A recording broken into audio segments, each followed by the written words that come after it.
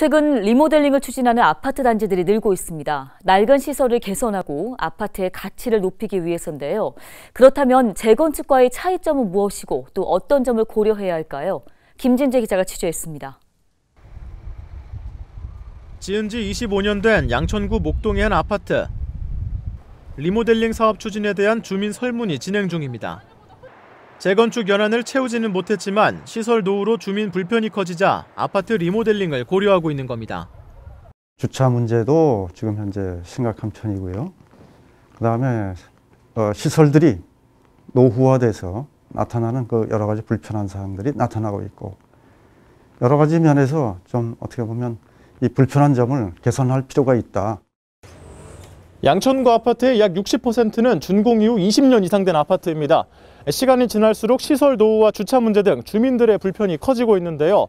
하지만 재건축은 요건이 까다롭다 보니 시설 개선을 위해 리모델링을 선택하는 단지들이 나타나고 있습니다. 올해 3월 기준 주민 동의를 거쳐 리모델링 조합을 설립한 양천구 아파트 단지는 3곳. 현재 리모델링을 논의 중인 단지들이 있다는 점을 고려하면 그 수는 더 늘어날 수 있습니다. 재건축과 리모델링은 여러 부분에서 차이가 있습니다. 리모델링은 안전진단 C등급 이상이면 가능하고 아파트 최소 연한이 재건축의 절반인 15년입니다. 재건축과 비교했을 때 증축 범위와 기부 체납 여부, 임대주택 의무 비율 등이 다르고 평균 사업 기간이 짧습니다.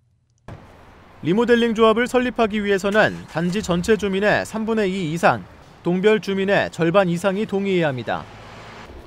하지만 평균적으로 세대당 1, 2억 원가량의 분담금을 내야 하는 등 고려해야 할 점도 있습니다. 재건축과 사업성을 비교해서 어느 것이 더 사업성이 있는지 충분한 검토를 해야 되고, 분담 비용이 얼마 정도 나올 것인지를 추측하고, 부동산의 자산 가치가 어느 정도 상승하는지. 업계에서는 공사비를 기준으로 올해 리모델링 시장 규모가 지난해의 2배 수준인 19조 원에 달할 것으로 추산하고 있습니다. 양천구에서도 리모델링 추진 단지들이 속속 등장하고 있는 상황.